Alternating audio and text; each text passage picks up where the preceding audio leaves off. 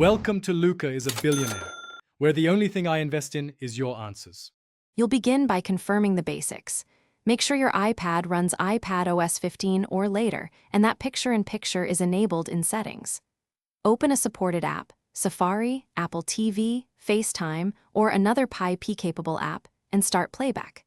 Tap the Pi-P button on the player or simply swipe up to the home screen. The video detaches automatically into a floating window. Doing this early gets you into Pi-P fast, so you can move on to resizing. Once the picture-in-picture window appears, interact directly. Drag the small player to any corner for minimal interference, and pinch open or close to change size. This affects visibility versus screen real estate. Tap the window to expose playback controls like play/pause, skip, and the full screen toggle. Use full screen to return to the app when needed. You can also swipe the Pi-P partially off-screen to hide it while audio continues. These gestures keep video accessible while you work in other apps. To finish, tap the Pi-P window and choose the full screen icon to return the video to its app, or tap the X to close and stop playback entirely. You can also dock the Pi-P to the screen edge while continuing work, and use split view with supported apps for multitasking.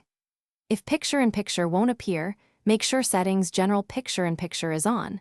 The app actually supports Pi-P, and then restart the app or iPad. That usually resolves persistent issues. Thanks for watching and please subscribe. It's the best investment you'll ever make.